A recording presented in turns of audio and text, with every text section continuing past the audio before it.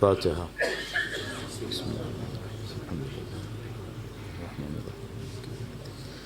إياك نعبد وإياك نستعين اهدنا الصراط المستقيم صراط الذين أنعمت عليهم غير المغضوب عليهم.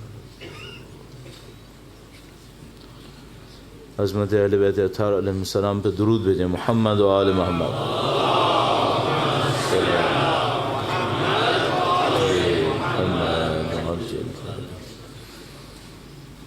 اعوذ باللہ من الشیطان الرجیم. بسم اللہ الرحمن الرحیم. الحمد للہ رب العالمین والصلاة والسلام علی سید الانبیاء والمرسلین حبیب الہ العالمین ابی القاسم محمد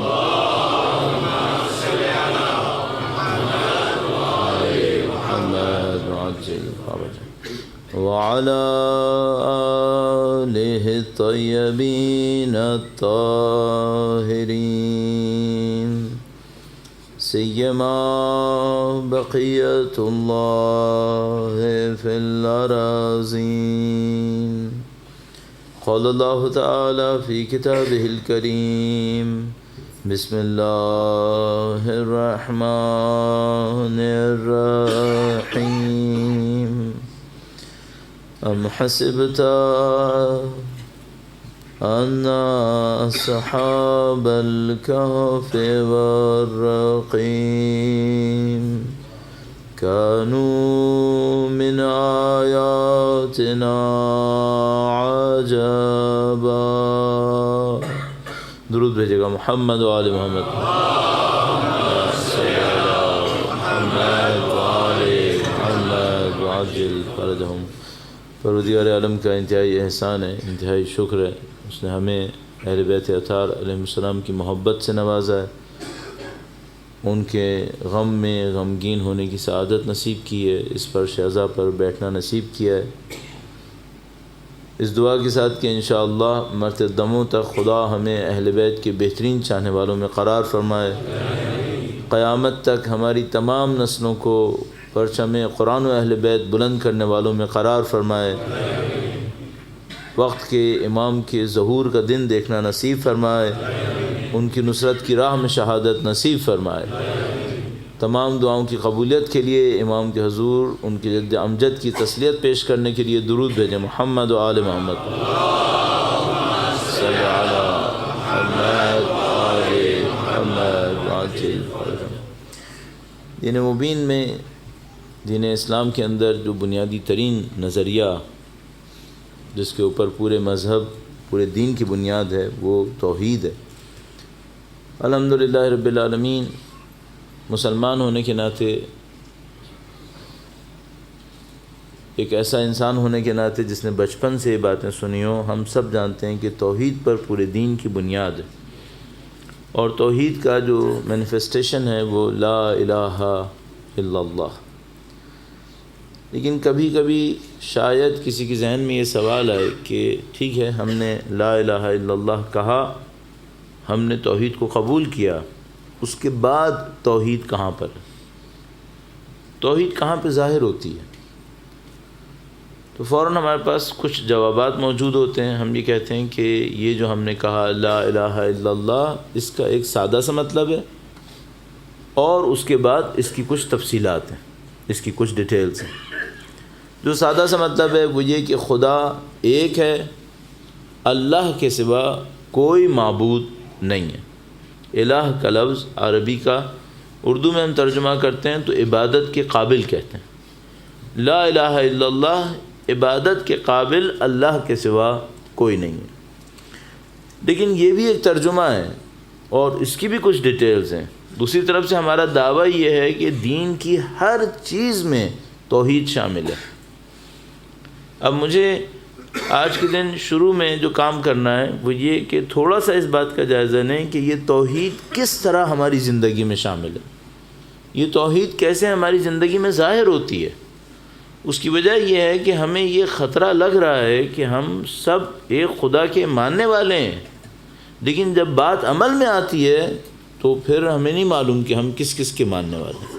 تو اس کو ہم دیکھنے کی کوشش کریں گے چند منٹس میں، اور اس کے بعد اپنے موضوع سے ایک اس کا لنک بنائیں گے، اور جو ہمارا موضوع ہے وہ یہ ہے کہ ہم نے کربلا سے کیا سیکھا اور اس کو زندگی میں کیسے عمل میں لانا ہے۔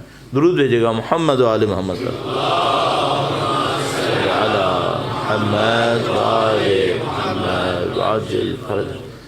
الحمدللہ۔ ہمارے جو بچوں کو دینیات پڑھائی جاتی ہے اس کے اندر یہ ڈیٹیلز موجود ہیں کہ توحید صرف ایک نعرہ نہیں ہے لا الہ الا اللہ، بلکہ اس کی کچھ ڈیٹیلز ہیں۔ توحید کی اقسام، جو توحید کی مختلف چیپٹرز بنتے ہیں، اس کے اندر وہ سارے کانسیپٹس موجود ہیں جو ہمارے اندر ہونے چاہیے۔ مثلا ایک توحید کی قسم ہوتی ہے توحید وجودی، ہم اسے کہتے ہیں۔ اس کے مختلف نام دیے جاتے ہیں، ٹرمنالوجیز ہیں، مختلف لوگوں نے مختلف ٹرمز اس کی بنائی ہوئی ہیں۔ تو ایک کو ہم توحید وجودی کہتے ہیں، اس کا مطلب یہ ہے کہ وجود میں خدا ایک ہے، اور اس کی بہت ڈیٹیلز ہیں۔ فلسفی میں آپ جائیں گے تو کیا ہوگا، اگر آپ جس کو ہم علم کلام کہتے ہیں، عقائد، اس کے اندر جائیں گے تو اس کے مطلب کیا ہوں گے، علم عرفان میں جائیں گے تو اس کا مطلب کیا ہوگا، ان سب کو ہم چھوڑ دیتے ہیں۔ توحید وجودی یعنی خدا ایک ہے، دو نہیں ہے، ایک ہے۔ اس کے بعد مسئلہ شروع ہوتا ہے وہ یہ کہ توحید افعالی، اور توحید افعالی کا مطلب یہ ہوتا ہے کہ جو کچھ بھی کائنات میں انجام پائے گا سوائے خدا کی مرضی کے کچھ نہیں ہو سکتا۔ جو کچھ بھی ہوگا، جو ظاہر میں اچھا لگے وہ بھی، اور جو ظاہر میں برا لگے وہ بھی، خدا اجازت نہ دے نہیں ہو سکتا۔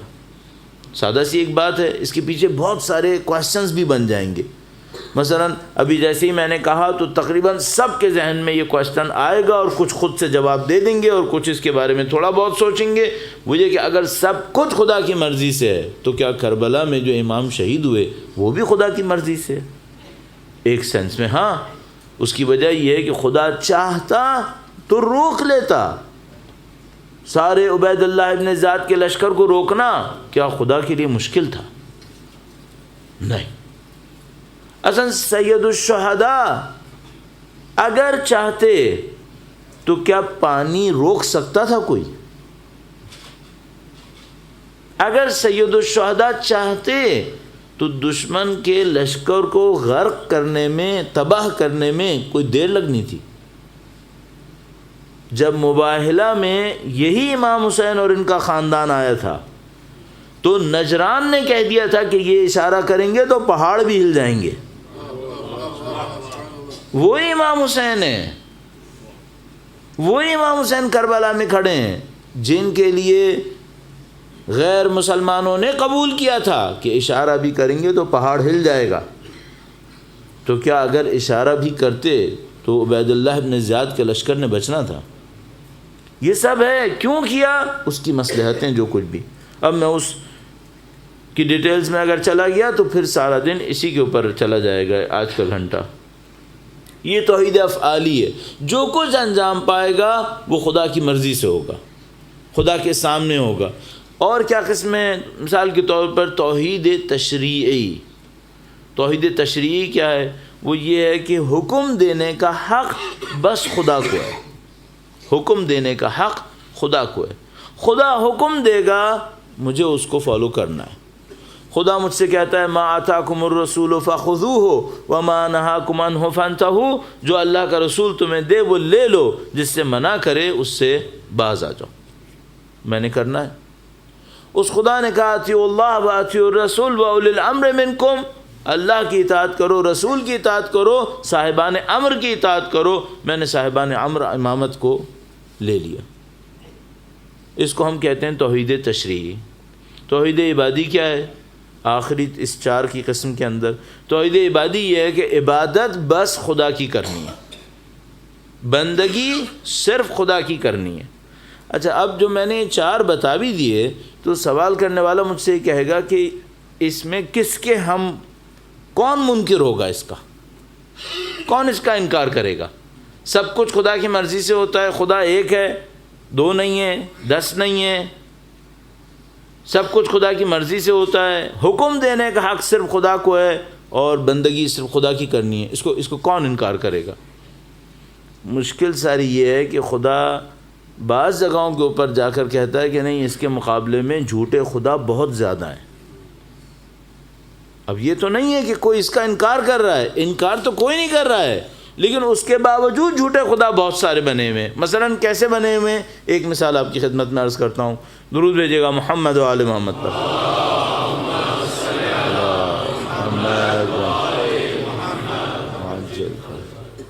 بہت چھوٹی چھوٹی مثالیں ہیں جو ہماری زندگی کے اندر آتی رہتی ہیں، وہ یہ کہ بھائی مجھے جو رزق ملتا ہے وہ کس کی طرف سے ملے گا؟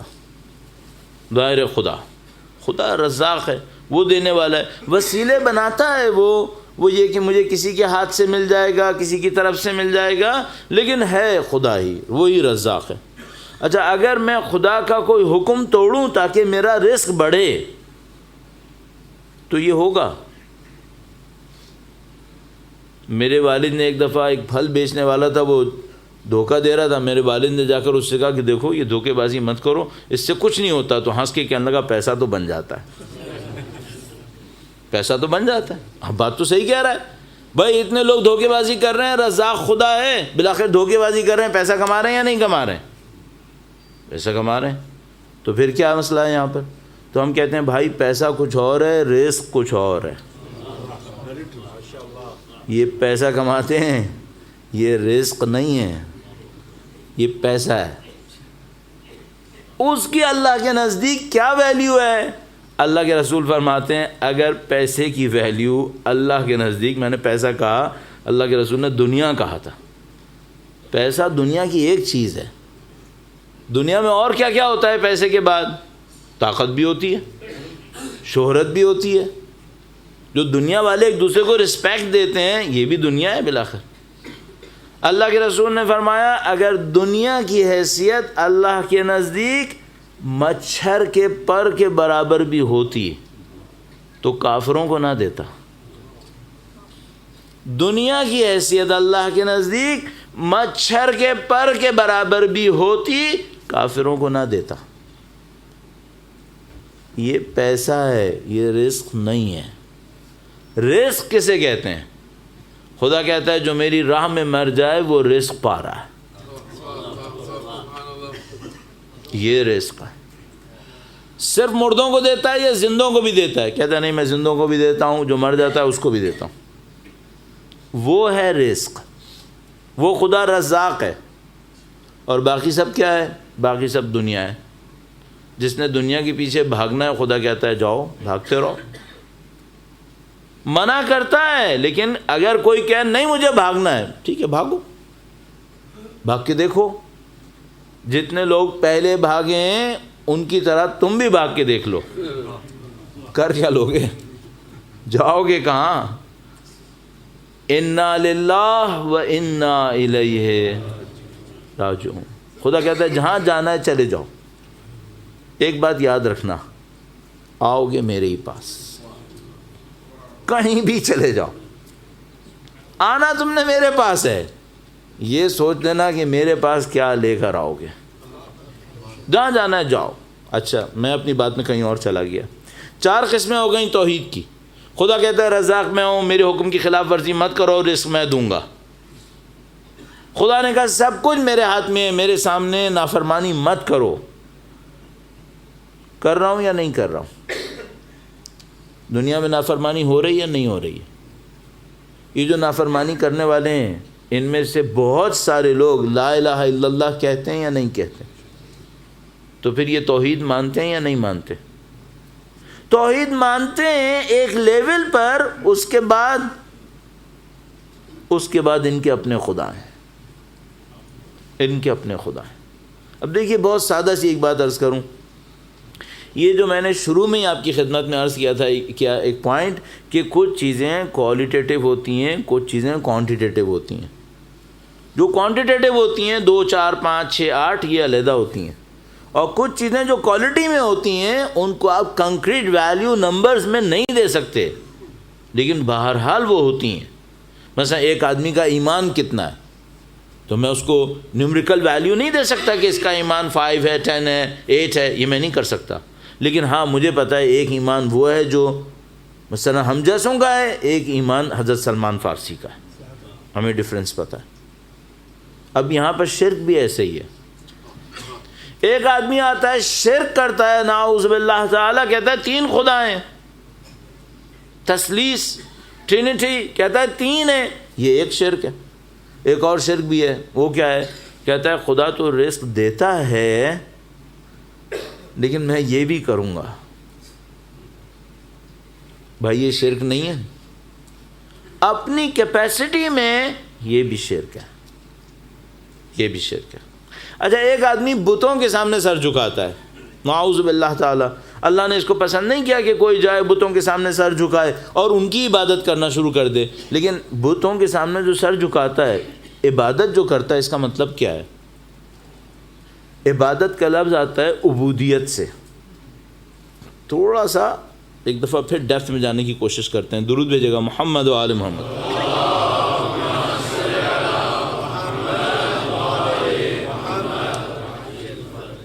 عبادت کا لفظ آتا ہے عبودیت سے، عبودیہ، عبودیہ عربی میں کہتے ہیں، اردو میں ہم اس کو کہتے ہیں بندگی، بندہ بن جائے۔ بندہ بننے کا مطلب کیا ہوتا ہے؟ انسان جس کی بات ہر بات مان لے اس کا بندہ ہے، جس کی انسان ہر بات مان لیتا ہے انسان اس کا بندہ ہوتا ہے۔ مثلا خدا نے مجھ سے کہا 5 وقت نماز پڑھو، میں نے مان لیا، میں کس کا بندہ ہوا؟ خدا کا۔ خدا نے کہا سجدہ کرو، رکوع کرو، قیام کرو، میں نے کر دیا، میں ہو گیا اللہ کا بندہ۔ اچھا خدا نے کہا یہ گناہ نہ کرو اور میں نے اپنے دل کی وجہ سے کر دیا، اب کس کا بندہ ہوا؟ اپنے دل کا۔ اور خداوند متعال قرآن کریم میں ارشاد فرماتا ہے ارأیت من اتخذ الہہ ہوا، آیا تم نے اس شخص کو دیکھا ہے جس نے اپنی خواہشات کو اپنا معبود بنا لیا ہے؟ خواہشات کو معبود بنا لیا مطلب کیا ہے؟ مطلب یہ میری نہیں مانتا ہے، اپنی خواہشات کی سنتا ہے۔ اس کا مطلب کیا ہوا؟ اس کا مطلب یہ ہے کہ اگر خدا کا حکم آیا اور میری خواہشات نے، میرے نفس نے، میرے دل نے کچھ کہا اور میں نے خدا کو چھوڑ کر دل کو مان لیا، تو میں کس کا بندہ بن گیا؟ اپنے دل کا۔ سب سے برا بندہ وہ ہے جو اپنی ہی خواہشات کا بندہ بنے۔ باقی تو کسی اور کے بندے بنے تھے، یہ کس کا بندہ بن گیا؟ یہ دوسروں کا غلام نہیں ہے، اپنا غلام ہے۔ کس کے مقابلے میں؟ خدا کے مقابلے میں۔ یہ شرک نہیں ہے؟ ہاں یہ بھی شرک ہے۔ تو یہ کون سا شرک ہے؟ ہمیں تو وہ شرک پتہ ہے جس کے بعد مسلمان کے قبرستان میں بھی دفن نہیں ہوتا، نہیں یہ وہ شرک نہیں ہے۔ ایک وہ شرک ہوتا ہے جس سے طلاق ہو جاتی ہے، قبرستان میں بھی دفن نہیں ہوتا، نہیں یہ وہ نہیں ہے۔ یہ شرک کون سا ہے؟ یہ شرک وہ ہے جو قبرستان سے نہیں نکالتا، نورانی محفل سے نکال دیتا ہے، یہ دنیا میں جا کے پڑتا ہے۔ پھر ہمیں کیا کرنا ہے؟ ہمیں اللہ کا بندہ بننا ہے۔ ایک جملہ اگر آپ مجھ سے پوچھیں، اگر ہمیں حسینی بننا ہے تو کیا بننا ہے؟ کسی کا بندہ نہیں بننا ہے، اللہ کا بندہ بننا ہے۔ بس ہمیں کیا کرنا ہے؟ ہمیں بندگی کرنی ہے۔ بندگی پارٹ ٹائم جاب ہے یا فل ٹائم جاب ہے؟ میں نے اپنی زندگی میں کچھ پارٹ ٹائم جابز کی ہیں، اب مجھے سمجھ میں آتا ہے بندگی پارٹ ٹائم جاب نہیں ہے، یہ فل ٹائم جاب ہے۔ فل ٹائم جاب کا مطلب کیا ہے؟ اس میں کوئی ایکسیپشن نہیں ہے۔ مثال کے طور پر میں یہ سوچتا ہوں خدایا آؤٹ آف 100 90 میں نے تیری مانی، 10 میں مجھے چھوڑ دے، میں کسی اور کی مان لوں، یہاں کوئی ایکسیپشن نہیں ہے۔ وہ کہتا ہے شرک ہے، اب باقی 90 کا ثواب بھی اسی سے لو جس کی 10 میں مانی تھی. لوگ کہتے ہیں خدا بہت اچھا پارٹنر ہے، سب دوسرے کو دے دیتا ہے، کہتا ہے مجھے 90 بھی نہیں چاہیے. پھر عزیزان محترم، ہماری مشکل یہاں پر ہے. کبھی کبھی دوست احباب مجھ سے کہتے ہیں اگر ہماری سوسائٹی میں یہ چیز پھیل جائے نا تو صحیح ہو جائے گا. میں کہتا ہوں نہیں ہوگا، نہیں ہوگا. میں ایک واقعہ آپ کو سناتا ہوں. تھوڑا سا بالکل ایک کنسنٹریٹڈ لے کے چلنے سے آپ کا دماغ تھکنے لگتا ہے. جیسے آپ لوگ تھکنے لگتے ہیں، ہمیں اس سے چند منٹ پہلے پتہ چل جاتا ہے کہ اب ان کا پیک آ گیا ہے، اب ان کو ایک بریک کی ضرورت ہے، تو ہم فوراً وہ بریک دے دیتے ہیں. صحیح ہے. محمد والے محمد صلوات. اللہم صلی علی محمد وآل محمد. ایک دفعہ میں کراچی میں جا رہا تھا، ایک ٹیکسی میں جا رہا تھا، تو ٹیکسی والوں سے میں بات کرتا ہوں. ان میں سے بعض لوگ بہت انٹیلیجنٹ باتیں کرتے ہیں، بعض تو خیر معلوم ہے آپ کو. تو وہ بہت اس سے میں بات نہیں کر رہا تھا. کوئی روڈ بن رہی تھی تو میں نے کہا یہ روڈز کراچی میں کچھ بن رہی ہیں، اس سے کراچی میں ٹریفک بہتر ہو جائے گا. کیا لگا نہیں ہوگا. اچھا میں نے سوچا جیسے ہی ایسے ٹیکسی ڈرائیور زیادہ تر جو ہے وہ شاکی ہوتے ہیں، شک اور شکایت کرنے والے زیادہ ہوتے ہیں، تو میں نے کہا یہ بھی ایسے ہی ایک شاکی ہوگا. تو میں نے کہا کہ کیوں نہیں ہوگا ٹریفک روڈز بن جائیں گی تو ٹریفک بہتر ہو جائے گا. کہنے لگا نہیں، روڈ کے بننے سے ٹریفک بہتر نہیں ہوتا. تو میں نے کہا پھر کیسے بہتر ہوتا ہے. کہنے لگا جب لوگ ایک دوسرے کی رسپیکٹ کرتے ہیں تو بہتر ہوتا ہے. اوہ ڈیپتھ. واقعاً ٹیکسی ڈرائیور ڈیپتھ دے رہا ہے آپ کو. تو میں پتہ نہیں کتنے سال پہلے سنا تھا، میں آج تک سناتا ہوں اس کو. واقعاً یہ ڈیپتھ ہے. مثلا آپ مجھ سے کہیں نا کمیونٹی کے اندر یہ چیز پھیل جائے نا کمیونٹی صحیح ہو جائے گی، میں کہوں گا نہیں ہوگی. کب صحیح ہوگی؟ جب یہ اللہ کے بندے بنیں گے. اللہ کا بندہ بناؤ، اور جب تک یہ ہوا و ہوس پہ چلیں گے، جب تک اپنی خواہشات کی سنیں گے، لاکھ دعائے کمیل سناؤ، دعائے ندبہ سناؤ، زیارات پڑھا دو، کچھ نہیں ہونے والا. جب تک یہ عہد نہیں کریں گے. البتہ برادران یہ مجھے پتہ ہے ہم لوگ معصوم نہیں ہیں، ہم لوگ غلطیاں کریں گے. مثلا میں بہت سوچوں میں کچھ غلط نہیں کروں گا، پھر بھی غلط کروں گا. لیکن پہلا مسئلہ یہ ہے کہ میرا مین پرنسپل آف لائف کیا ہے، مین رول جو میرے اوپر رول کر رہا ہے وہ کیا ہے. وہ یہ ہے مجھے صرف خدا کی سننی ہے. جب تک یہ سیٹل نہیں ہوگا. اچھا ہم لوگوں نے کیا کیا ہوا ہے، ہم میں سے ہماری سوسائٹی نے کیا کیا ہوا ہے، ہم لوگوں نے اپنی زندگیوں کو تقسیم کیا ہوا ہے. ہم نے تقسیم کر دیا. تقسیم کیسے کیا ہے؟ مثلا میرا جیسا آدمی اگر آپ سے کچھ چیزیں کہے آپ ایکسیپٹ کرتے چلے جائیں گے، ہاں یہ بات صحیح کہ مولانا صحیح کہہ رہے ہیں، مولانا صحیح کہہ رہے ہیں. اور اگر وہ سینسیٹیو جگہ پر پہنچ کر میں نے اپنا ہاتھ رکھ دیا، اب آپ کہیں گے مولانا ادھر تک تو صحیح تھا، اب اس کے بعد جو آپ نے ہاتھ لگایا بھائی یہ غلط بات ہے. کیوں غلط بات ہے؟ مثلا کوئی کہے گا یہ تو آپ نے سیاست کی بات کر دی، یہ صحیح نہیں ہے. کوئی یہ کہے گا، کوئی کہے گا مولانا یہ ایشو ہمارا انٹرنل ایشو ہے، آپ باہر رہیں، آپ اس میں دخالت مت دیں ہمارے معاملے. کیوں؟ دین کیا ہے؟ دین میں کوئی سیپریشن ہے کیا؟ دین میں کیا دو لائفز ہیں؟ دین میں نعوذ باللہ تعالیٰ اللہ کے نبی اور امامت کو کیا دو حصوں میں رکھا ہوا ہے؟ اتنے حصے میں امامت نبوت چلے گی، اتنے حصے میں میری مرضی چلے گی. نہیں، ایسا نہیں ہوتا. جب تک یہ سیٹل نہیں ہوگا معاملہ کہ ہم نے ہمیشہ خدا کی ماننی ہے، ہم اللہ کے بندے ہیں. عزیزم میں آپ سے عرض کر رہا ہوں کمیونٹی ڈیولپ نہیں ہو سکے گی، ہم لوگ حسینی نہیں بن پائیں گے اس طرح سے. اب یہ ہے کہ آپ اور میں خود جگہ جانتے ہیں کہاں کہاں پہ ہم لوگ کمپرومائز کر رہے ہوتے ہیں. وہ جگہیں ہر ایک کی اپنی ہوتی ہیں. ایک جملہ اور عرض کروں آپ کی خدمت میں، ہم سب کے اپنے اپنے چھوٹے بت ہمارے اندر رکھے ہوئے ہیں. ہم میں سے بہت سارے لوگوں نے ان بتوں کو آئیڈینٹیفائی نہیں کیا ہے کہ میرا بت ہے کہاں پر. میں بت سے کیا مطلب لے رہا ہوں؟ میرا بت وہ جگہ ہے جہاں پر میں اپنی چلاتا ہوں، ماں خدا کی نہیں چلاتا. اب کسی کا بت بزنس ہے، کسی کا بت فیم ہے، کسی کا بت کوئی ٹائپ کی پاور ہے، کسی کا بت اس کی کوئی اور لگژری ہے، ہر ایک کی کوئی اٹیچمنٹ ہے، ہر ایک کا بت اس کا اپنا ہے. اگر ہمیں حسینی بننا ہے تو کیا کرنا ہوگا؟ پہلے حضرت ابراہیم کی طرح سارے بتوں کو توڑنا پڑے گا، ورنہ یہ بت کیا کرتے ہیں، یہ جو اندر رکھے ہوئے بت ہیں، مولا امیر المومنین نے نہج البلاغہ میں ان کو شیطان کے بچے سے تعبیر کیا ہے۔ فرمایا کچھ لوگ ایسے ہوتے ہیں جن کے سینوں میں شیطان انڈے اور بچے دے دیتا ہے، نہج البلاغہ میں کہا۔ یہ جو بت ہیں یہ کیا کرتے ہیں؟ آپ سے ایک بات پوچھتا ہوں، کمپیوٹرز میں وائرس آ جاتے ہیں، پھر کمپیوٹر وہ کرتا ہے جو اسے کرنا چاہیے۔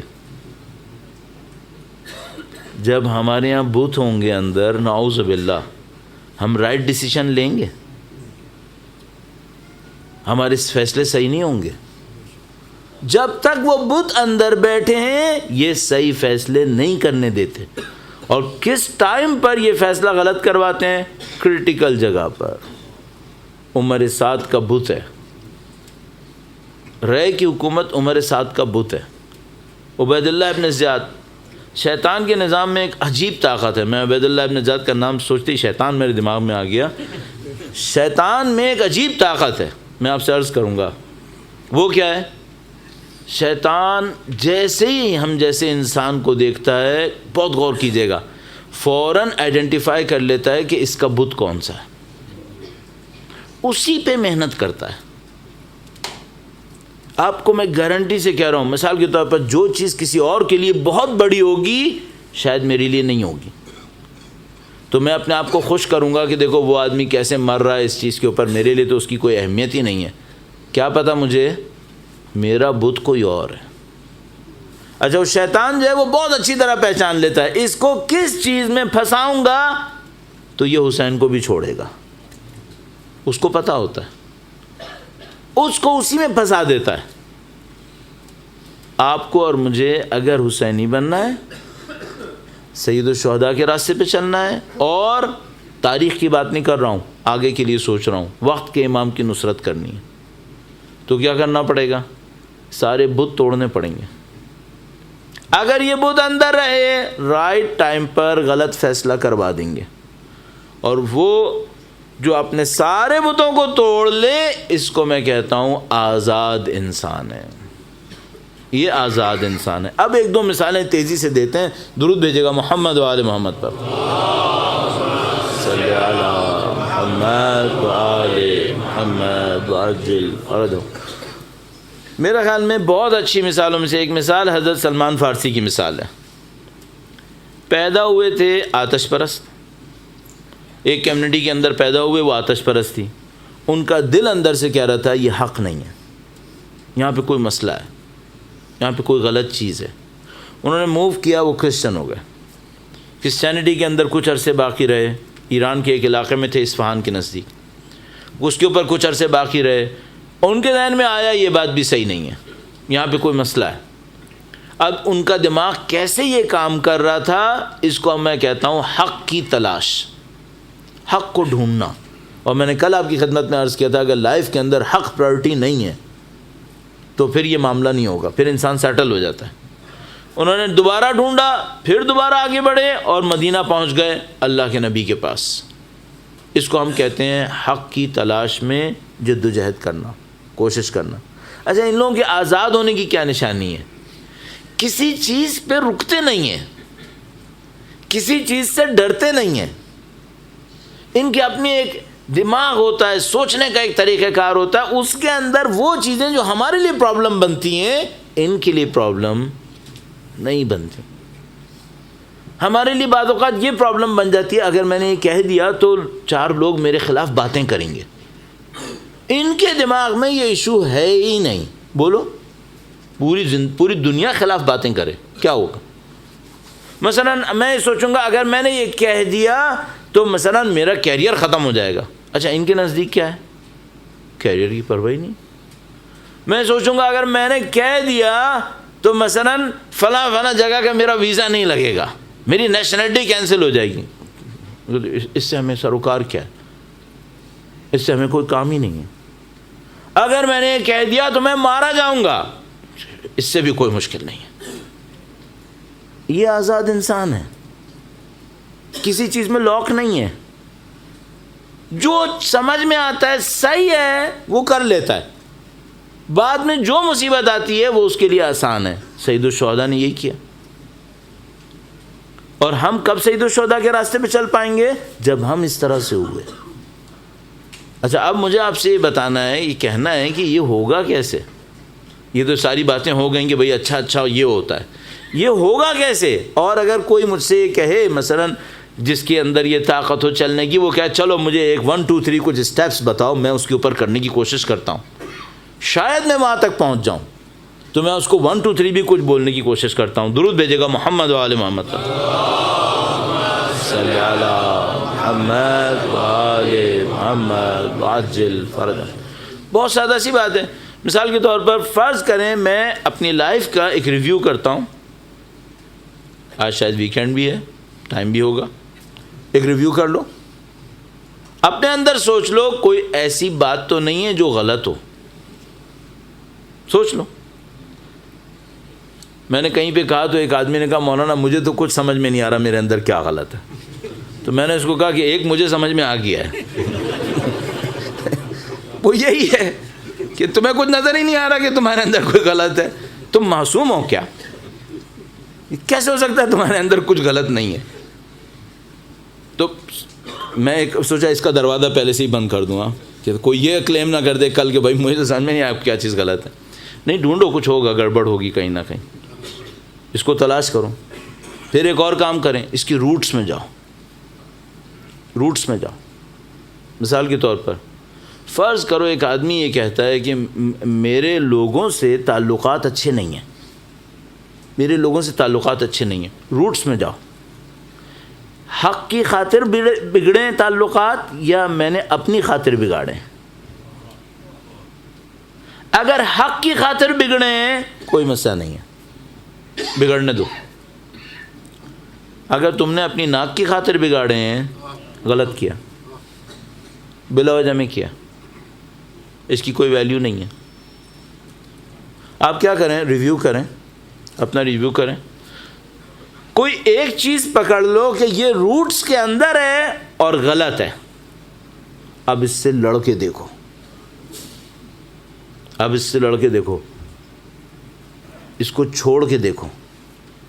مجھے یاد ہے جب ہم لوگ کالج میں تھے تو اعتراف کرنا چاہیے، مولانا صادق حسن کے میں لیکچر سنتا تھا. مولانا صادق حسن خدا انہیں حفظ کرے، صحت و سلامتی نصیب فرمائے انشاءاللہ. بڑا ان کا احسان ہے بچوں کے اوپر، بڑی انہوں نے تربیت کی. اس زمانے میں بولنے والے نہیں ہوتے تھے، میں بہت پہلے کی بات کر رہا ہوں، 79 80 کی. تو ان کے لیکچرز ہم نے سنے. تو ہم لوگوں کا اس زمانے میں بہت بڑا ایک مسئلہ میوزک تھا. زیادہ تر جوان بچے میوزک سنتے تھے نہیں، بہرحال چھوڑ دے. تو وہ سنتے تھے اور مولانا صاحب اس کے بہت خلاف تھے. ان کی 1 2 کیسٹ سنتے تھے اور اس کے بعد ایک بڑا ڈیسیشن لینا ہوتا تھا، اب کیا کرنا ہے، سننا ہے یا نہیں سننا ہے. اس طرح میں ایک گڑبڑ کرتا ہوں. میں کیا کرتا ہوں؟ میں ہمیشہ لوگوں سے کہتا ہوں بھائی یہ جو ٹیلی ویژن ہے اس پر شاید 80-90% چیزیں گڑبڑا ہیں. اس پہ کچھ چیزیں صحیح بھی آتی ہیں، اچھے چینلز بھی آتے ہوں گے، لیکن باقی جو کچھ دیکھتے ہو اپنے آپ سے ایک سوال کرو، دیکھنا ہے یا نہیں دیکھنا. اسی طرح میوزک کا معاملہ، اسی طرح اور 10. یہ تو چھوٹے چھوٹے مسائل ہیں، میں اس کی ڈیپتھ میں جانا چاہ رہا ہوں. کوئی بھی کام ایسا جو خدا کے مقابلے میں کیا جا رہا ہے، چھوڑ کے دیکھو. چھوڑنا آسان ہے یا مشکل ہے؟ اگر آپ کو لگے ہاں خدا کے مقابلے میں ہے، میں نے چھوڑ دیا، معاملہ ختم. اتنی آسانی سے، ہاں اتنی آسانی سے، بہت اچھا ہے، بہت اچھا ہے. اس کا مطلب آپ کے پاس طاقت ہے. چھوڑنے کے لیے کیا سوچے کہ چھوڑنا آسان ہو جائے. صرف ایک بات بہت آسانی سے میں عرض کروں گا، چونکہ اب میں اس پہ بہت زیادہ ڈیٹیلز کروں تو پورا دن گزرتا ہے اس کے اوپر، 1 2 دن گزر جائیں گے آگے کے بھی. وہ کیا ہے؟ صرف ایک بات سوچ لو، یہ دنیا ختم ہو جائے گی، اس نے باقی نہیں رہنا ہے. ہم لوگوں نے باقی رہنا ہے. ہماری موت مرنا نہیں ہے، چینج. صرف ایک یہاں سے شفٹ ہوں گے، کہیں اور جائیں گے. علامہ طباطبائی کا ایک جملہ مجھے بہت اچھا لگتا ہے.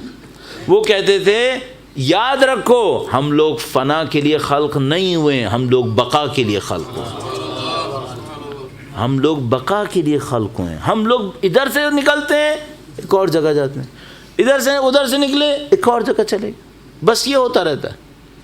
یہ جس نے باقی رہنا ہے وہ دنیا جو فانی ہے اس پر اپنے آپ کو کیوں مار رہا ہے؟ کاش ہمیں سمجھ میں آئے. جس کسی کو سمجھ میں آ جاتی ہے اس کی داستان آسان ہو جاتی ہے، اس کے لیے اس کو چھوڑنا آسان ہو جاتا ہے اور ایک دم اسٹریٹ فارورڈ ہو جاتا ہے، اس کی اورینٹیشن بالکل کلیئر ہو جاتی ہے. میں ایک واقعہ بہت زیادہ سناتا ہوں اس کو سکھانے میں کہ بعض اوقات سیکھنا کتنا آسان ہوتا ہے. درود بھیجے گا محمد و آل محمد.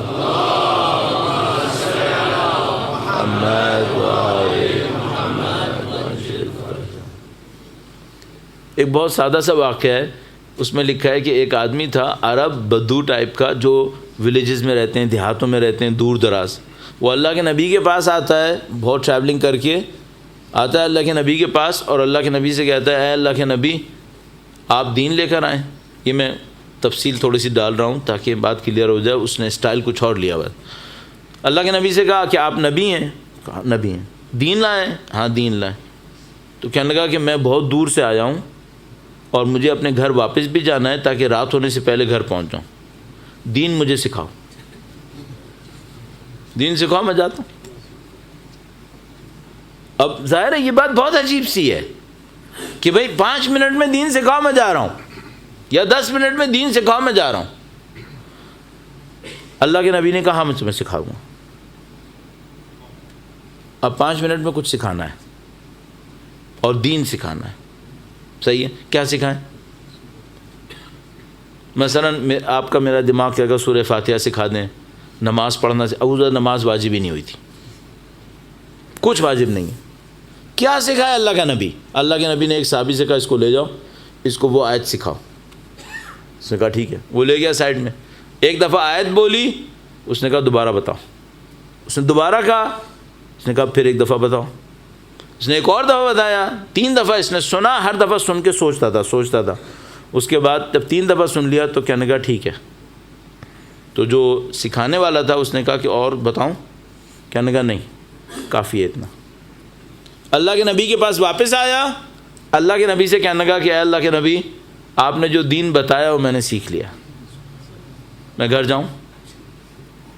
اللہ کے نبی نے کہا جاؤ، دین سیکھنے آئے تھے، دین سیکھ لیا، گھر واپس جاؤ. کہنے لگا ٹھیک ہے والسلام، چلا گیا. جب وہ جانے لگا تو صحابی لوگ ہنسنے لگے، کہنے بھائی کیا ہے یہ، کیا کر رہا ہے یہ؟ اللہ کے نبی نے فرمایا کہ یہ آدمی، میں ایک اصطلاح بتا دیتا ہوں، ایک ہم کہتے ہیں دیندار، تو اس کو عربی میں کہتے ہیں متدین، فارسی اور عربی متدین، جس نے دین لیا ہے. اور ایک ہم کہتے ہیں فقیہ. فقیہ کون ہوتا ہے؟ دین کے علم کا ایکسپرٹ، علم دین کا ایکسپرٹ اگر کوئی ہو اس کو ہم کہتے ہیں فقیہ. اللہ کے رسول نے فرمایا یہ شخص جاہل آیا تھا فقیہ بن کے گیا ہے.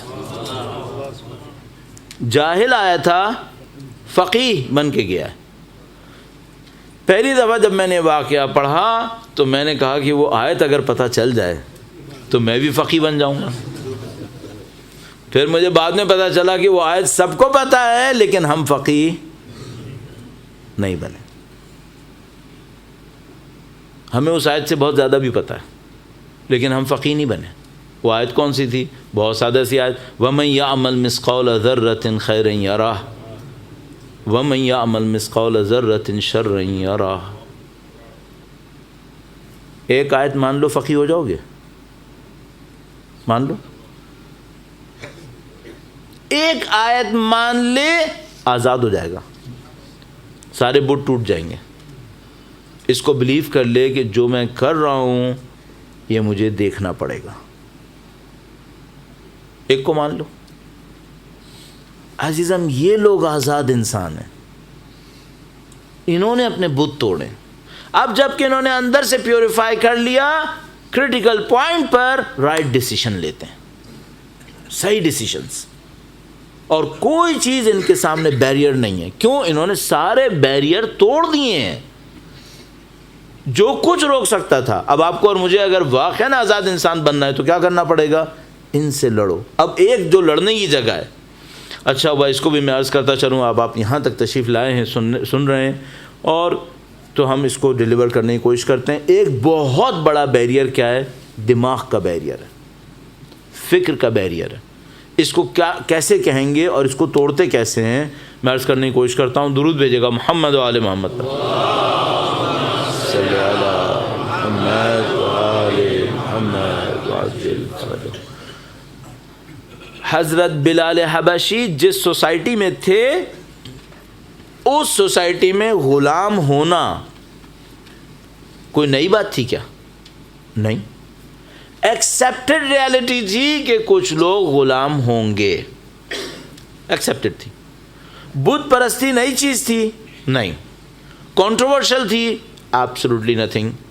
بت پرستی ایکسیپٹڈ ریالٹی تھی کہ یہی ہوگا۔ جس دور میں بلال حبشی تھے، غلام ہونا قبول تھا، بت پرستی ہونا قبول تھا، جو مالک کہے کرنا ہوگا ایکسیپٹڈ تھا، ہاں ہوگا۔ حضرت بلال حبشی سے کہا یہ کرو، انہوں نے کہا نہیں کروں گا، نہیں کروں گا۔ کہا اگر کرو گے، نہیں کرو گے سزا ہوگی، کچھ بھی کر لو، میں نہیں کروں گا۔ اچھا، اس نے کتنے بیریئر توڑ دیے؟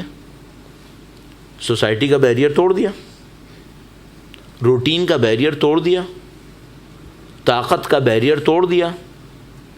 اس کو کیا کہتے ہیں؟ اس کو کہتے ہیں فکر کی غلامی ختم کر دی۔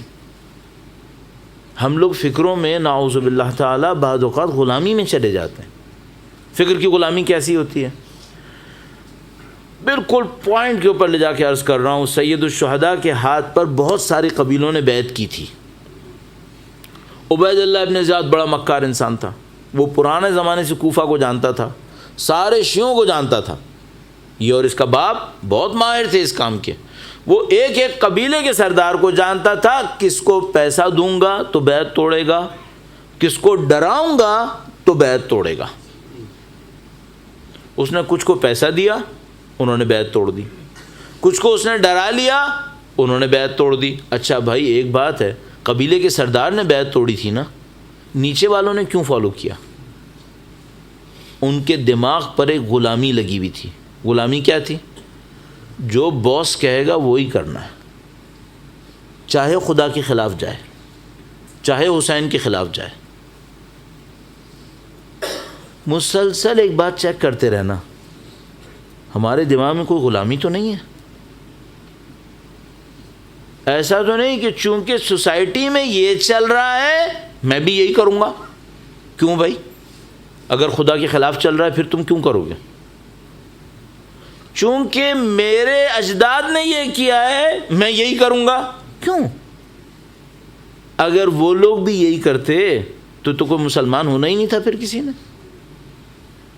آپ اپنی فکر کے اندر یہ ڈھونڈتے رہیے گا کہ ایسا نہ کوئی لاک لگا ہوا ہمارے دماغ کے اوپر، پھر ہمیں سمجھ میں ہی نہیں آئے گا کیا ہوا۔ اس غلامی کو توڑنا بہت ضروری ہے۔ آپ اپنے دماغ کو آزاد کریں۔ آزاد کریں تو کیا کریں؟ صرف ایک پوائنٹ سوچو، حق کیا ہے، باطل کیا ہے۔ اب یہاں پہ ممکن ہے کوئی سوال کرے کہ بھائی مولانا اگر سب لوگوں نے ایسے ہی سوچنا شروع کر دیا، کچھ لوگ صحیح سوچ پائیں گے، کچھ لوگ غلط سوچ کے بیٹھ جائیں گے۔ ابھی تو ہم سب کو لے کے چل رہے ہیں کہ چلو بھائی جیسا بھی ہے سب چلو سب نمازیں پڑھ لو، سب نمازیں پڑھ لیتے ہیں، سب روزہ رکھ لو، سب روزے رکھ لیتے ہیں۔ اگر سب نے اپنے دماغ سے سوچنا شروع کر دیا پھر کیا ہوگا؟ تو میں کہوں گا کہ بھائی ہم لوگ یہ نہیں کہہ رہے کہ ہر انسان لاؤبالی ہو جائے۔ لاؤبالی کا مطلب کیا ہے؟ کیئر لیس۔ ہم کیا کہہ رہے ہیں؟ سوچ سمجھ کے کام کریں۔ مثلا آپ نماز پڑھ رہے ہیں، ذرا اپنے آپ سے پوچھنا ہے نماز پڑھتا کیوں ہوں؟ جو میں نے 40 سال نمازیں پڑھی ہیں اس سے میرے اندر چینج کیا آیا ہے؟ کس لیے پڑھ رہا تھا میں؟ 40 سال دکان چلاؤ تمہیں پتہ نہ چلے پروفٹ ہوا یا نہیں ہوا، ایک کیسی بیکار دکان کھولی ہے بھائی۔ 40 سال نماز پڑھی ہے، ابھی تک یہی نہیں پتہ چلا قربت اللہ نصیب ہوا ہے یا نہیں ہوا ہے۔ یہ کیا کیا؟ میں اس کو کہہ رہا ہوں دماغ کو کھولنے کے لیے۔ اچھا جیسے ہی کوئی اس لاک کو توڑ لیتا ہے، فکر کی غلامی کو کھول دیتا ہے، آزاد انسان بن جاتا ہے، وہ کچھ چیزوں کو کہتا ہے نہیں یہ غلط ہے میں چھوڑ رہا ہوں، یہ چیزیں صحیح ہیں، میں نہیں کرتا تھا اب کروں گا، اس طرح لیتا ہے. جیسے یہ کام کرتا ہے پھر ایک اور چیز آتی ہے، اس کے کیریکٹر میں چینج آتا ہے، کیریکٹر میں چینج آتا ہے. میں ایک واقعہ سناتا ہوں اہل بیت کے کیریکٹر سے. درود بھیجے گا محمد و آل محمد پر. صلی علی محمد و آل محمد عجل فرجہ. کوئی آدمی امام کو بہت تنگ کرتا تھا، مولا چوتھے امام کو بہت زیادہ تنگ کرتا تھا. مدینے کے اندر پاورفل تھا، بنی امیہ کی طرف سے تھا، بہت تنگ کرتا تھا. مدینے میں ایک ٹائم پر ریوولٹ آیا، لوگوں نے انقلاب ٹائپ کا کیا، ان لوگوں کو سب کو بھگا دیا، بنی امیہ والوں کو. اور جو بنی امیہ کا رولر تھا اس کو ایک جگہ کے اوپر باندھ دیا. مثال لے لو، درخت سے باندھ دیا. درخت سے باندھ کر پھر لوگوں نے کیا کیا، وہ پہلے رولر تھا، بہت پاورفل تھا، اس کو باندھا. پھر ہر آدمی آتا تھا بدلہ لیتا تھا، کوئی اس سے تھپڑ مارتا تھا، کوئی اسے جوتا مارتا تھا، کوئی اس کے منہ پہ تھونکتا تھا. جس نے جو کرنا تھا کر لیا. ایک چھوٹی سی بات کہتا چلوں بیچ میں، دنیا وفادار نہیں ہے، اس بات کو ذہن میں رکھنا. مولا نے کہا تھا، مولا نے الدہر یومان، زندگی 2 دن ہے، ایک تمہارے ساتھ ہے، ایک تمہارے خلاف ہے. اگر ابھی ساتھ ہے نا تو سمجھ جاؤ خلاف آنے والا ہے، اور اگر ابھی خلاف چل رہی ہے تو سمجھ جاؤ صحیح والا بھی آنے والا ہے. لیکن ایک بات کنفرم ہے، دنیا بے وفا ہے. Bracket close. وہ آدمی پھنس گیا تھا، اس کو سب جوتے مار رہے تھے، یہ کر رہے تھے، وہ کر رہے تھے. امام سامنے سے آئے، امام سامنے سے آئے تو لوگوں کو پتا تھا یہ امام کا بہت خلاف تھا. اب لوگوں نے کہا رک جاؤ، امام کو اپنا غصہ اتار لینے دو، نعوذ باللہ تھا، کل امام بھی اپنا بدلہ لے لے. امام نزدیک تشریف لائے. اب لوگ یہ سوچ رہے تھے امام چاقو ماریں گے اسے، امام شمشیر نکالیں گے، امام پتھر ماریں. امام نزدیک آئے اور لوگوں سے کہا جب طاقتور تھا تو اس کے خلاف کیوں نہیں اٹھے تھے؟ جب یہ طاقتور تھا تو سب سر جھکا کے اس کے سامنے چل رہے تھے. آج یہ کمزور پڑ گیا تو اس سے بدلہ لے رہے ہو. صحیح ہے، یہ کیریکٹر کی ڈگنیٹی نہیں ہے. اچھا لگا یا نہیں لگا؟ ہم میں ہے. یہ جو کیریکٹر کی ڈگنیٹی ہے آتی کہاں سے ہے؟ ایک آدمی نے امام سے آ کر کہا کہ آپ نے میرے پیسے نہیں ہیں. باہر کا آدمی تھا، مسافر تھا، مسجد کے اندر آیا، امام کے سوا کوئی نہیں تھا. اس نے کہیں پیسے رکھے چلا گیا، واپس آیا، وہاں سے نکالنے لگا، وہاں پہ نہیں تھے. امام تھے وہاں پر مسجد میں. امام سے آ کر کہنے لگا آپ نے پیسے نہیں ہیں. امام نے فرمایا نہیں. کہنے لگا نہیں، میرے اور کوئی چانس نہیں، آپ ہی نہیں لیے کیونکہ یہاں پہ اور کوئی تھا ہی نہیں. امام نے کہا میں نے نہیں لیے. کہنے لگا میں قاضی کے پاس لے کے جاؤں گا. امام نے کہا چلو. قاضی کے پاس چلے گئے. قاضی نے جیسے ہی دیکھا امام کو لے کر آیا، اس نے کہا بے حیا تم کس کو لے کر آئے ہو؟ تو اس نے کہا نہیں میں قاضی کی عدالت میں لاؤں. امام نے بھی اس کو اشارہ کیا کہ نہیں تم اپنی عدالت کا کام کرو. اس نے امام سے پوچھا کہ مولا میں تو اب سے شرمندہ ہوں، چونکہ وہ ماننے والا تھا یا نہیں تھا، لیکن بہرحال امام کی ڈگنیٹی تھی. کہنے لگا کہ میں آپ سے شرمندہ ہوں، لیکن میں آپ سے پوچھوں گا کہ آپ نے لیا ہے؟ امام نے فرمایا نہیں. تو اسلام میں رول ہے جو کلیم کرتا ہے اس کے پاس وٹنس ہونی چاہیے. اس نے اس سے کہا تم وٹنس لاؤ. اس نے کہا میرے پاس کوئی وٹنس نہیں ہے. اس کنڈیشن میں جس کے اگینسٹ کلیم ہوتا ہے وہ ایک قسم کھاتا ہے، وہ قسم کھاتا ہے خدا کی کہ یہ جو دعویٰ میرے اگینسٹ کر رہا ہے یہ دعویٰ غلط ہے، یہ دعویٰ صحیح نہیں ہے. تو اس نے امام سے کہا کہ مولا اس کے پاس وٹنس نہیں ہے، آپ نے ایک قسم کھانی ہے، معاملہ ختم.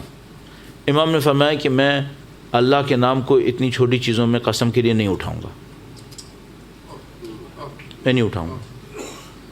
کہنے لگا مولا میں مجبور ہوں کہ پھر میں آپ سے کہوں گا کہ آپ کو اس کے پیسے دینے پڑیں گے. امام نے فرمایا مجھے کوئی ایشو نہیں ہے، میں پیسے دینے کو تیار ہوں، میں خدا کا نام قسم کے اندر اتنے پیسے کے لیے میں نہیں اٹھاؤں گا. اس نے کہا ٹھیک ہے آپ کی مرضی، پھر آپ پیسے دے دیں. امام نے پیسے دے دیے. تھوڑی دیر کے بعد وہ بندہ گیا، اس کو پیسے واپس مل گئے. بہت شرمندہ ہوا، امام کے پاس آیا، امام سے کہنے لگا کہ میں شرمندہ ہوں، میں ساری غلطی کی، آپ کو میں وہاں تک لے کر گیا اور آپ اتنے ڈگنیفائڈ تھے کہ آپ کے اندر اتنی ڈگنیٹی تھی، آپ نے قسم نہیں کھائی، اور یہ پیسہ آپ نے مجھے دیا، یہ آپ کا پیسہ ہے. امام نے کیا کہا؟ امام نے فرمایا ہم جس کو دے دیتے ہیں اس سے واپس نہیں لیتے. صحیح ہے؟ مزہ آیا ہمیں ایسے 4 پیسے پہ گردن کاٹ دیں گے, بھائی کی گردن اڑا دیں گے. کم ہے ایسے کیسز. عزت اتارنے میں تو کوئی مسئلہ ہی نہیں ہے. یہ کیریکٹر کی ڈگنیٹی کیسے آتی ہے؟ یہ کیریکٹر کی ڈگنیٹی آتی ہے جب خدا اور آخرت سامنے ہوتی ہے. یہ ایسے نہیں آتی ہے. ابھی میں بول رہا ہوں 40 سال تک اوپر کی عبادتیں کرتے رہو, کوئی ڈگنیٹی نہیں آئے گی. 40 سال تک کرتے رہو, کوئی کیریکٹر کی ڈگنیٹی نہیں آئے گی. کیریکٹر کی ڈگنیٹی کیسے آتی ہے؟ جب ٹرو عبادت ہوتی ہے, بندگی. اللہ کا بندہ بنو. اچھا کوئی کہے مجھے سیکھنا ہے, مجھے کیسے سیکھنا ہے؟ ایک کام بتا دیتا ہوں. جب بھی کوئی کویشچن ایسا آئے اپنے آپ سے پوچھو اگر امام حسین ہوتے تو کیا کرتے, اہل بیت ہوتے تو کیا کرتے. کاپی کرنے کے لیے, نقل اتارنے کے لیے کچھ کر لو, اپنے اوپر فورس کر کے کچھ کر لو. کیوں؟ ایک آدھ دفعہ کاپی کرو گے بعد شاید اندر سے نیچر چینج ہو جائے, ان کی جیسی نیچر بن جائے. لیکن اگر کچھ نہیں کرو گے اور کہو گے میں نمازیں پڑھتا رہتا ہوں, میں سارے, اس سے کچھ نہیں ہوگا. اس سے کچھ نہیں ہوتا. اب آپ مجھے صرف یہ جو 2 باتیں ہو گئیں. دیکھو آزاد انسان کے اندر 2 باتیں ہو گئی. نمبر 1 اس کی دماغ آزاد ہے, کوئی بیریئر نہیں, اس نے سارے بیریئر توڑے میں. نمبر 2 کیریکٹر میں ڈگنیٹی ہے. کیریکٹر میں ڈگنیٹی ہے. جیسے یہ 2 باتیں آتی ہیں پھر ایک اور تیسرا مسئلہ آتا ہے. وہ کیا؟ سیکریفائس. قربانی دینی پڑتی ہے.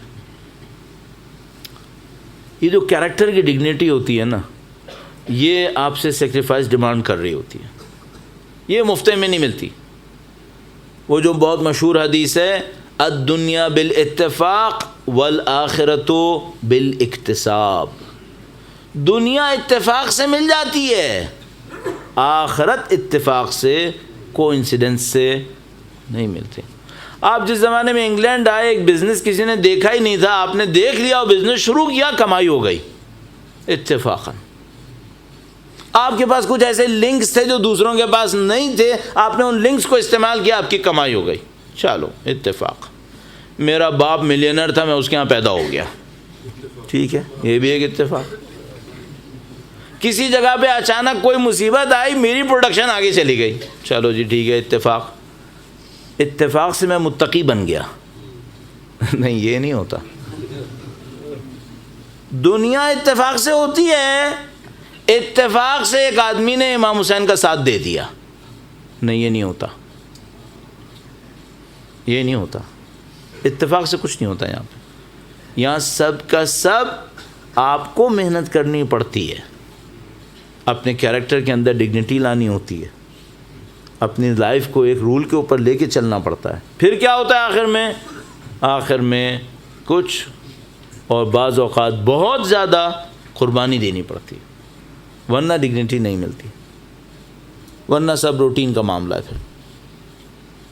اور یہ جو قربانی ہے, یہ بعض اوقات تھوڑا سا پیسہ ہوتا ہے, بعض اوقات کوئی فیم ہوتی ہے, بعض اوقات کوئی اسٹیٹس ہوتا ہے, اور بعض اوقات جان ہوتی ہے. یہ دینی پڑتی ہے. ابھی مرضی آپ کی ہے. میں مشورے میں کہوں گا جو سارے دین نے ہمیں سکھایا ہے, دنیا کی خاطر آخرت کا سودا مت کرو. دنیا کی خاطر آخرت کا سودا مت کرو.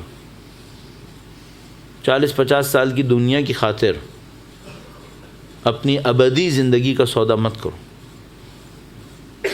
اپنے کیریکٹر میں ڈگنیٹی لاؤ.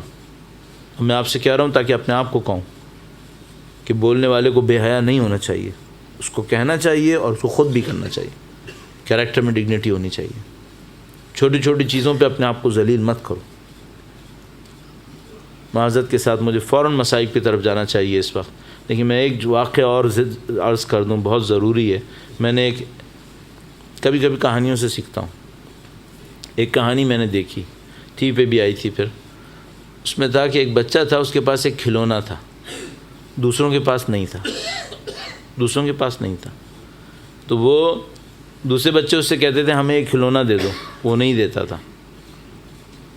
پھر اپنی ڈیمانڈز دیتا تھا، کہتا کھلونا لینا ہے، ہاں لینا ہے، یہ کرو. وہ کرتے تھے. مثلا کسی سے کہتا تھا یہ چیز لے کر آؤ، کسی کو بولتا تھا چلو ایسا کرو یہاں سے وہاں تک دوڑ کے دکھاؤ، وہ دوڑ لیتے تھے. ابھی اس کی کھلونے کی ڈیمانڈ بہت بڑھ گئی. وہ جو کہتا تھا لوگ کرتے تھے. پھر ایک بچہ آیا، اس نے کہا میرے لیے فلاں چیز لے کر آؤ.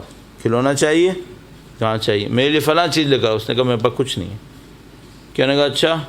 تو وہ سب کو بھگا کے خود تھک چکا تھا کہ میں بھگاتا ہوں سو لوگ بھاگ جاتے ہیں. کہنے کا اچھا ایسا کرو کتے کی آواز نکالو، زمین پہ ہاتھ رکھو کتے کی طرح، کتے کی آواز نکالو. اس بچے نے کتے کی آواز نکالی کھلونے کے لیے. کتے کی آواز نکالی. پھر رات کو جب یہ گھر گیا تو اس کو اپنے اوپر بہت غصہ آیا کہ میں نے اپنی اتنی انسلٹ کیوں برداشت کی، میں اتنا ذلیل کیوں ہوا ایک کھلونے کی خاطر. اگلے دن اس کے سامنے گیا، کہنے لگا کہ مجھے کھلونا چاہیے، اور سب لوگ اس کے سامنے کھڑے ہوئے تھے جھکنے کے لیے تیار.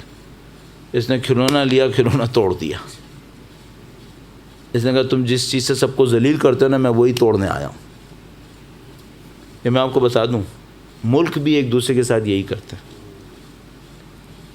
ایک ملک دوسرے ملک سے کہتا ہے میرے لیے کتے کی آواز نکال کے دکھاؤ، اور وہ کتے کی آواز نکالتا ہے. انسان بھی انسان کے ساتھ یہی کرتے ہیں، کہتا ہے میرے لیے کتا بن کے دکھاؤ، میرے لیے جانور بن کے دکھاؤ، وہ بن جاتا ہے. آزاد انسان کیا کرتا ہے؟ کہتا ہے جس چیز سے تو جانور بنا رہا ہے نا، میں وہی توڑ دوں گا. نہ خود جانور نہیں بنوں گا، کسی کو بننے بھی نہیں دوں گا.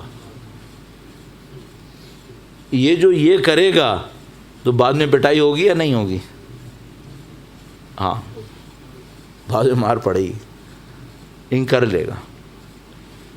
آزاد بنو، آزاد انسان بنو. سید الشہداء نے شہادت سے پہلے جملہ میں یہی کہا تھا، آزاد انسان بنو.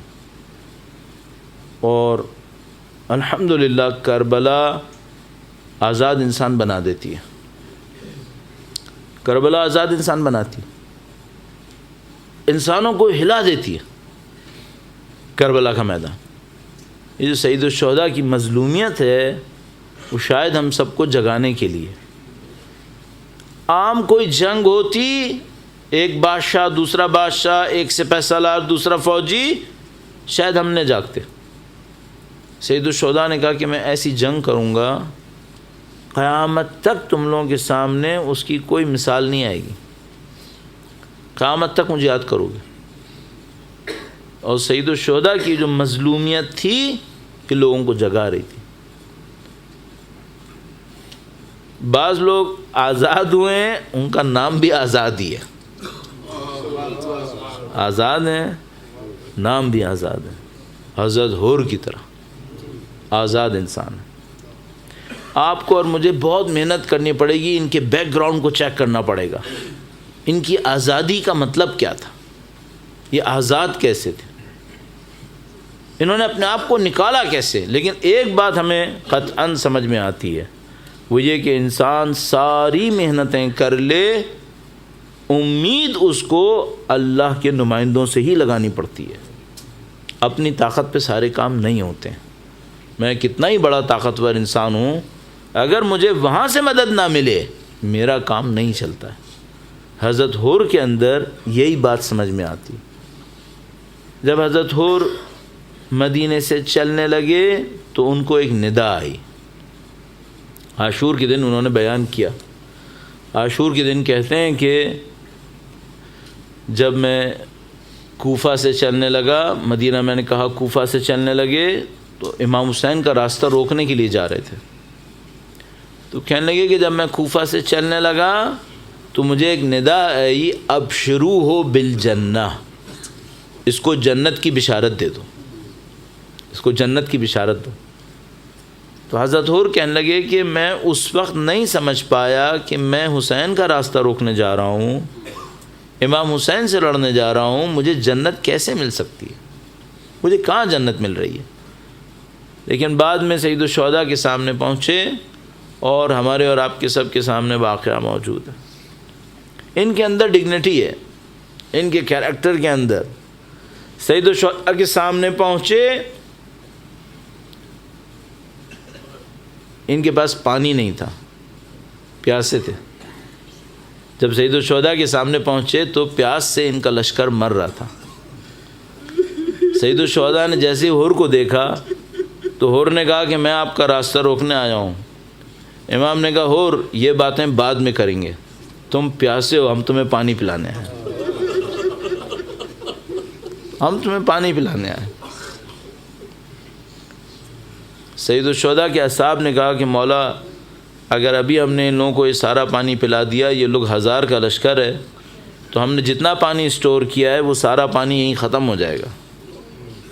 کیریکٹر کی ڈگنیٹی اس کو کہتے ہیں۔ امام حسین نے کہا کہ اگر یہ لوگ پیاسے ہیں تو ہماری ذمہ داری ان کو پانی پلانا ہے، ہم ان کو پانی پلائیں گے، پیاسوں کو پانی پلائیں گے۔ ایک عجیب واقعہ لکھا ہے، حضرت حر کے لشکر میں ایک آدمی تھا، بہت پیچھے رہ گیا تھا، تو وہ بیچارہ پیاس سے زمین پہ گر گیا تھا، اس سے چلا نہیں جا رہا تھا۔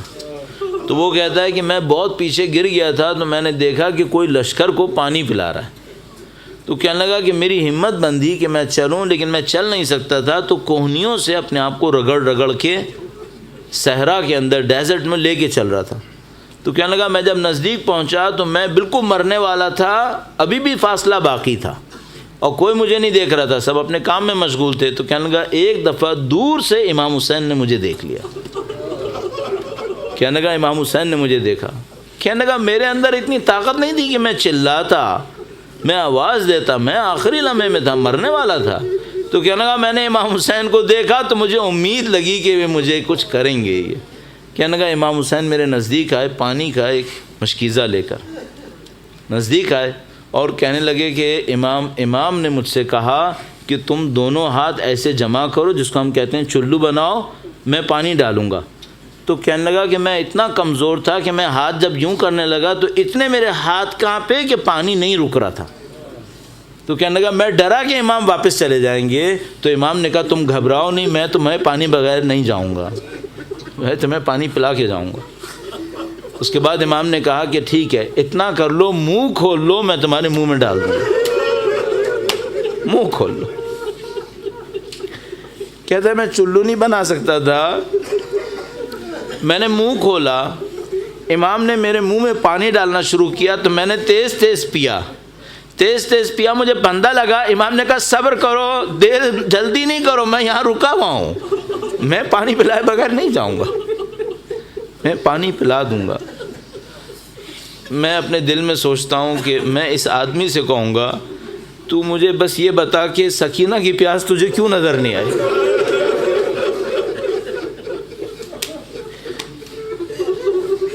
حضرت حر کے سامنے معاملہ یہی تھا، ساری رات پریشان ہوتے رہے کہ میری وجہ سے حسین کے بچے پیاسے ہیں، فاطمہ کی اولاد میری وجہ سے پیاسی ہے۔ بیوی کا احترام کتنا کرتے تھے۔ جب امام حسین کا راستہ روکا تو امام حسین نے ایک موقع پر حر کو ایک سخت جملہ کہا سکلت کا اموک، تیری ماں تجھ پر روئے۔ تو حر نے جیسے یہ سنا امام حسین سے کہا کہ اگر عرب میں کوئی اور یہ جملہ کہتا تو میں اس کو کہتا تیری ماں روئے، لیکن میں آپ کی ماں کا احترام کرتا ہوں۔ سیدہ روئیں یہ میرے ذہن میں نہیں آ سکتا، میں یہ کام نہیں کروں گا۔ میں سوچتا تھا امام نے یہ جملہ کیوں کہا، بعد میں پتہ چلا صرف اس کو یاد دلانے کے لیے کہا تھا کہ حر یاد کر حسین کس کا بیٹا ہے، سیدہ کا بیٹا ہے۔ اب حر کو بار بار یاد آتا ہے میری وجہ سے سیدہ کے بچے پیاسے ہیں۔ العطش العطش کی آواز آتی ہے، قصہ مختصر، آنکھوں پہ پٹی باندھی، ہاتھوں میں رسی باندھی اور امام کے سامنے پہنچ گئے۔ امام کے سامنے جا کر کھڑے ہو گئے کہ مولا کریم آپ کا در ہے اور یہ غلام حاضر ہے، ساری غلطی اس غلام کی ہے، جو سزا دیں قبول ہے، ساری غلطی۔ میں کہوں گا اے حر تو کسی بادشاہ کے سامنے نہیں آیا ہے، تو کریم کے سامنے آیا ہے۔ امام کریم نے فوراً اپنے سینے سے لگا لیا قبول کر لی توبہ۔ حر نے کہا مولا اگر توبہ قبول ہے تو لڑنے کی اجازت دیں، ہم لڑیں گے، ہم اپنی جان دیں گے تاکہ ہمارے لیے توبہ کا سبب بن جائے۔ امام نے اجازت دی، اپنے بچے کو گویا حر نے بھیج دیا، حر نے اپنے بچے کو بھیج دیا۔ حر کا بچہ زمین کے اوپر گرا اور گویا حر جانے لگے کہ اپنے بچے کے لاشے کو لے کر آئے۔